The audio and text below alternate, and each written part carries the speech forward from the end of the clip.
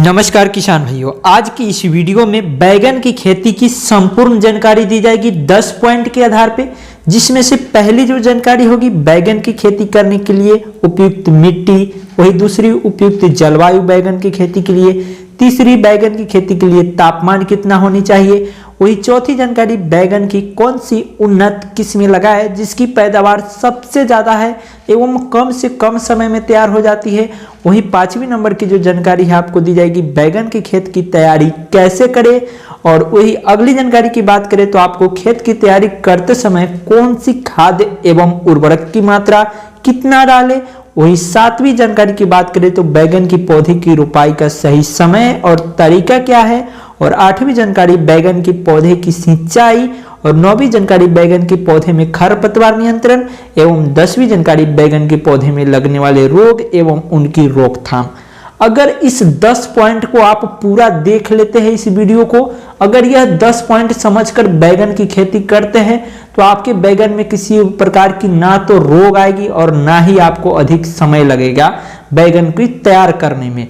तो जल्द तैयार करना है, अधिक उत्पादन लेना है तो इस वीडियो को पूरा देखिए और इस वीडियो में बताई गई हर एक तरीका को फॉलो करें।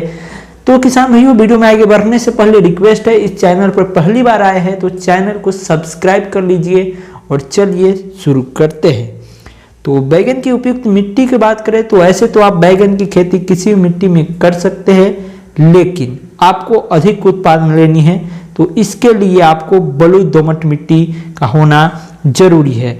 इसकी जो बैगन की खेती जो है आप किसी खास तरह की भूमि की ऐसी आवश्यकता नहीं होती है, लेकिन बलुई दोमट मिट्टी भूमि है और भूमि का पीएच मान 5 से 7 के बीच है तो आप अच्छी तरीके से बैगन की खेती करते हैं तो आपको अच्छी पैदावार मिलना स्वाभाविक है। दूसरी नंबर पे बात कर लेते हैं जलवायु की। तो बैगन की जो पौधे हैं सर्दियों के मौसम में गिरने वाला पाला इसकी जो हानि पहुंचाता है तथा इन्हें अधिक वर्षा की जरूरत नहीं होती है। टेम्परेचर यानी कि तापमान की बात करें तो 25 से 30 डिग्री तापमान पर अच्छे से विकास करता है बैगन की पौधा। अब जो बात करते हैं बैगन की उन्नत किस्में, कौन सी उन्नत किस्में लगाए जिससे आपको अधिक पैदावार मिले और साथ ही कम समय में तैयार हो जाएगा। तो बैगन की कई सारे उन्नत किस्में हैं किसान भाइयों, जो कि आकार, रंग और पैदावार के हिसाब से उगाने के लिए तैयार किया गया है, जिसके बारे में मैं आपको बता रहा हूं।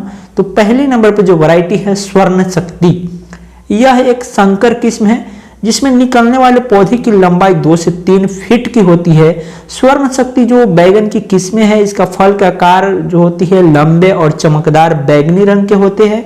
यह किस्म प्रति हेक्टेयर के हिसाब से 700 से 750 क्विंटल की पैदावार देती है। उसके बाद जो अगली किस्म है दूसरी नंबर पे वह है स्वर्णश्री। यह किस्म भी आपको 2 से 2.5 फीट लंबा होता है। इसका जो शाखाएं होते हैं काफी ज्यादा निकलती है और इसकी उत्पादन की बात करें तो 500 से 600 क्विंटल उत्पादन प्रति हेक्टेयर आपको इस वैरायटी को स्वर्णश्री को लगाते हैं तो मिल जाएगी। और लेकिन इसका जो रंग है वो सफेद होता है।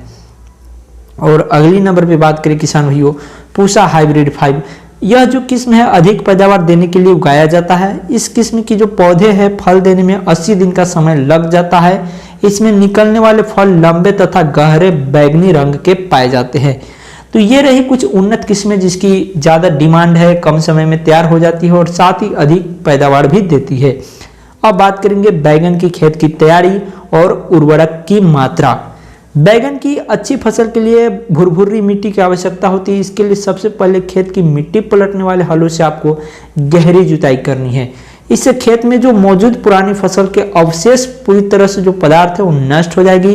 खेत की जुताई के बाद आपको खेत को कुछ समय के लिए ऐसे ही खुला छोड़ देना है, धूप लगने देना है। इसके बाद खेत में खाद की मात्रा देने के लिए 15 गाड़ी आपको सड़ी हुई पुरानी गोबर की खाद प्रति हेक्टेयर के हिसाब से देना है। गोबर की खाद के स्थान पर आप वर्मी कंपोस्ट खाद भी दे सकते हैं। खाद जो खेत खाद में डालने के बाद कल्टीवेटर के माध्यम से आपको 2 से 3 बार जुताई कर देनी है। इससे खेत की जो मिट्टी है वो गोबर खाद अच्छे से मिल जाएगी। खाद को मिट्टी में मिलने के बाद खेत में जो पानी लगाकर आपको पलेवे कर देना है। पलेवे के कुछ दिन बाद खेत की मिट्टी ऊपर से सूखी दिखाई देने लगे तब आपको रोटावेटर लगाकर जुताई कर देना है। इससे खेत की मिट्टी की जो भी ढेले है वो टूट जाएगी और मिट्टी भुरभुरी हो जाएगी। इसके बाद पाटा लगाकर आपको खेत को समतल बना लेना है। उसके बाद बात करते हैं बैगन के पौधे की रोपाई का सही समय। तो बैगन के पौधे की रोपाई बीज के रूप में न करके आपको पौधे के रूप में किया जाता है। इसके लिए पौधे की किसी सरकारी रजिस्टर्ड नर्सरी से आपको नर्सरी जो बैगन की पौधा होता है वो खरीद सकते हैं, या आप खुद इनका पौधा तैयार कर सकते हैं। बात कर लेते हैं बैगन की पौधे में सिंचाई की।